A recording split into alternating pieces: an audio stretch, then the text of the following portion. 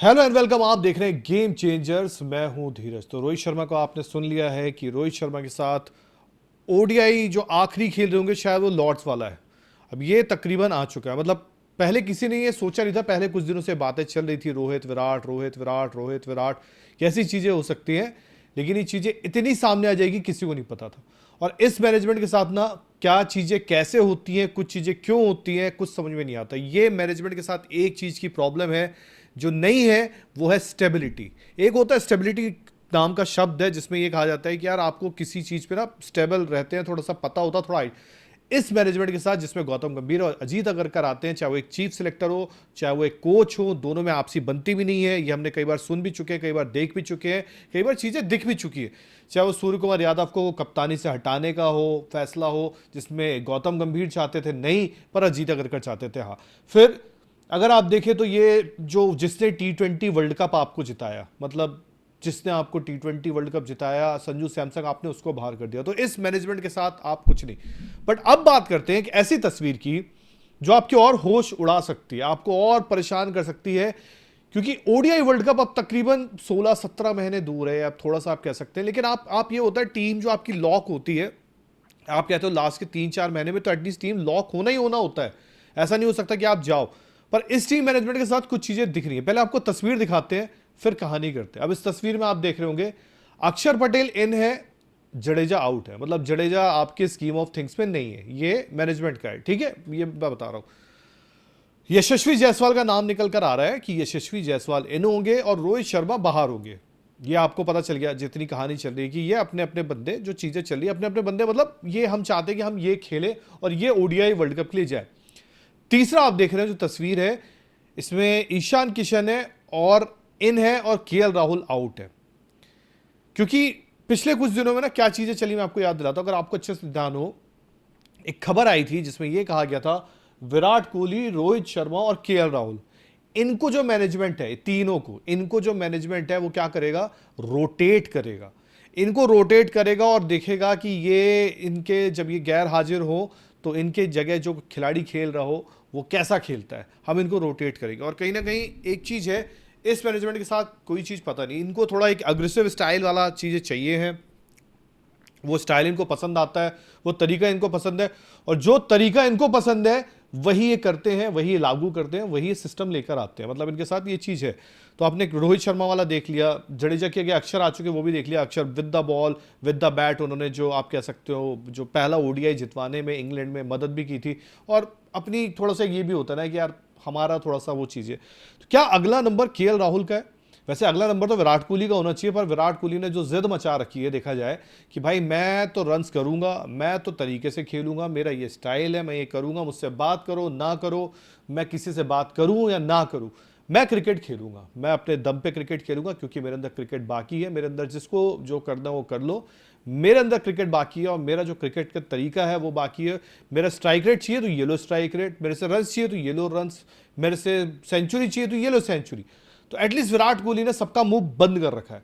But क्या KL Rahul अगला शिकार हो सकते हैं? ये बात मैं इसलिए कर रहा हूं क्योंकि आपने देखा कि दूसरे मैच में इंग्लैंड के खिलाफ ईशान किशन खेल रहे थे, केएल नहीं खेल रहे थे। तो कहीं ना कहीं ये भी एक है। और आपको याद होगा गौतम गंभीर की जो स्कीम ऑफ थिंग्स थी T20 वर्ल्ड कप की, उसमें ईशान किशन को आप कह सकते हैं पैराशूट की तरह आए थे वो बाहर से, और नो डाउट उन्होंने बहुत अच्छा किया था। और एक चीज इस मैनेजमेंट में दिख रही है कि थोड़ा ईशान किशन के प्रति, क्योंकि जब आप T20 वर्ल्ड कप खेलते हो, बैटिंग करते हो, जिता देते हो, तो थोड़ा आप ना एक क्लोजनेस आपकी बढ़ जाती है खिलाड़ियों से। तो ईशान किशन के साथ वो चीज, ईशान किशन के साथ वो चीज जुड़ रही है। अब मैं आंकड़ों पर नजर डालता हूं, आपको ईशान किशन एंड केएल राहुल दोनों के आंकड़े बताता हूं, तो आपको थोड़ा आइडिया सही होगा कि क्या केएल राहुल के साथ भी चोट हो सकती है। वैसे मेरी अगर आप राय माने, देखिए मेरा तो साफ कहना है, केएल राहुल को लेके 2023 वाला वर्ल्ड कप वाला बड़ा पकड़ लिया जाता है, फाइनल को लेके बड़ा पकड़ लिया जाता है। But KL Rahul is the most improved wide ball cricketer, मतलब ओडीआई फॉर्मेट ही खेलते हैं वो, मोस्ट इंप्रूव्ड यार। मतलब जिस तरह वो बैटिंग करते हैं, जिस तरह उनके मतलब नीचे आके बैटिंग करते हैं, और सबसे बड़ी बात है वो स्टेबिलिटी देते हैं जो इस मैनेजमेंट को नहीं चाहिए। वैसे जो स्टेबिलिटी देते हैं, विकेट में अगर थोड़ा वेयर एंड टेयर है, दिक्कत है, तो वो बहुत अच्छे बैटर है। विकेट में अगर थोड़ा फिनिश करना है जल्दी और तेज करना है तो भी वो कर सकते हैं। बट क्या ये मैनेजमेंट उन पर वो ट्रस्ट जताएगा? क्योंकि ये मैनेजमेंट कर रहा है, ऐसे फैसले ले रहा है, तो ये कोई बड़ी बात नहीं है कि ऐसे फैसले नहीं ले सकता। अब आते हैं सीधे मुद्दे पे। तो लास्ट अगर मैं आपको बताऊं तो केएल राहुल ने जो शतक मारा था, 112 नॉट आउट किया था राजकोट में न्यूजीलैंड के खिलाफ, और ये तारीख थी 14 जनवरी 2026। 112 नॉट आउट थे। अब 121 का स्ट्राइक रेट, नीचे से आके बैटिंग करना, मतलब कोलैप्स लगा था वहां पे आके टीम को संभाले। लेकिन उसके बाद अगर आप उठाओगे, क्योंकि इस मैनेजमेंट का एक एक पारी को देखने का तरीका है, मतलब जिनके अगेंस्ट से जाते हैं उसमें कैसा है, एक रन आया इनका न्यूजीलैंड के इंदौर वाले मैच में। धर्मशाला में जो अफगानिस्तान खेले थे वहाँ 39 नॉट आउट था 19 गेंदों पे, ये बड़ा अच्छा था, उन्होंने आके तेज तर्रार नीचे बैटिंग की है।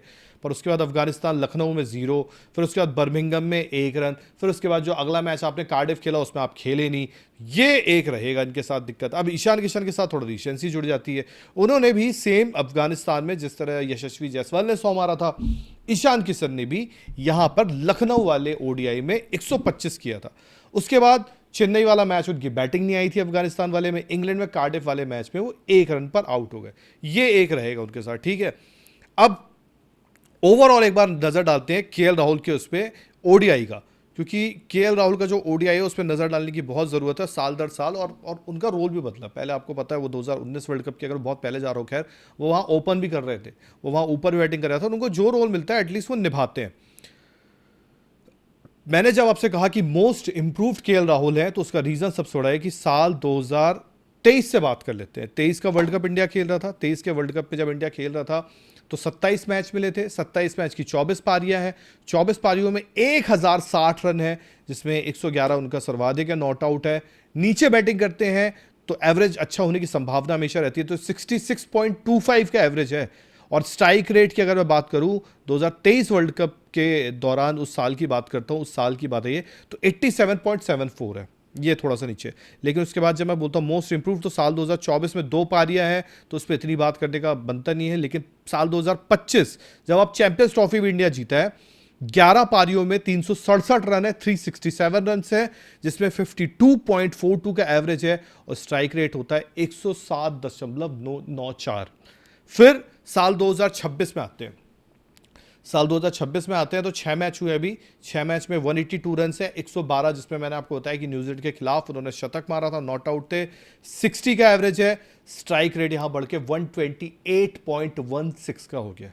तो यार केएल राहुल मोस्ट इंप्रूव्ड है, बट इस मैनेजमेंट का कुछ नहीं कह सकते, आपको आइडिया नहीं लगा सकते हो, क्योंकि ये मैनेजमेंट ऐसे करता रहता है। फिर ये मैनेजमेंट जब ये करता है और उसके बाद जब इनको बचना होता है तो ये ऐसे ऐसे बहाने देते हैं कि मैं आपको बताऊं, जैसे हाल ही में हुआ जब इन्होंने संजू सैमसन को बैठाया और वैभव सूर्यवंशी को खिलाया, तब बातें निकल कर आ रही कि भाई हमने सोचा था कि 6 के 6 मैच देंगे संजू सैमसन को, लेकिन कोई इनडायरेक्ट प्रेशर था हम पर, कोई इनडायरेक्ट प्रेशर था, मतलब शायद कोई एलियन का इन पे प्रेशर आया था जिसने इनको हिप्नोटाइज किया था, उसकी वजह से इनको मजबूरी में खिलाना पड़ा। और जब इन्होंने खिला दिया, जब हार गए तो उन्होंने बोला देखो हम तो नहीं खिला रहे थे, पर हमें इनडायरेक्ट प्रेशर था। तो इस मैनेजमेंट का आपको आइडिया नहीं है कि कब ये क्या कर जाए, कब किस तरफ चले जाए, कब किस तरह क्या चीज़ें हो जाए। एक बार ईशान किशन पे भी नज़र डाल लेते हैं, क्योंकि ईशान किशन का सैंपल साइज वैसे इतना है नहीं। साल 2023 में खेल रहे थे, तब इनका 93 का स्ट्राइक रेट था, 17-15 पारियों में 456 रन, तब ये स्कीम ऑफ थिंग्स में भी थे। आपको याद होगा इन्होंने वो एशिया कप का पाकिस्तान वाला गेम बचाया भी था हार्दिक के साथ खड़े होके। पर साल 2026 में आके बात करते हैं, क्योंकि अब इनका उदय थोड़ा ज़्यादा हो रहा है, क्योंकि T20 वर्ल्ड कप के बाद 4 मैच की 3 पारियां हैं, जहां इनके नाम है 160 रन, 53 का एवरेज, और स्ट्राइक रेट है 146.78। अब आप लोगों को क्या लगता है, आप लोगों को मुझे कमेंट में बताना है, क्योंकि ये मैनेजमेंट जो है, अक्षर वाला समझ में आता जडेजा के साथ कि जडेजा का वक्त हो रहा था, जडेजा की बैटिंग डाउन थी, अक्षर का इट्स ओके, रोहित शर्मा का इन्होंने इट्स ओके करवा दिया, मान लेते हैं कि इन्होंने करवा दिया, बट क्या केएल राहुल का भी इट्स ओके होगा? क्योंकि विराट कोहली ने तो बोला नो इट्स नॉट ओके, अपने साथ तो नहीं चलेगा, बट केएल राहुल के साथ क्या ऐसा कुछ हो सकता है, वो आपको कमेंट सेक्शन में बताना है। बाकी खबरों के लिए भी लगातार आप हमारे साथ बने रखें, हमारा जो ओपिनियन होता है उस पर भी आप हमारे साथ जुड़ें, अपने कमेंट सेक्शन में अपनी राय रख सकते हैं। प्लीज़ लाइक करें वीडियो को और चैनल को सब्सक्राइब करें।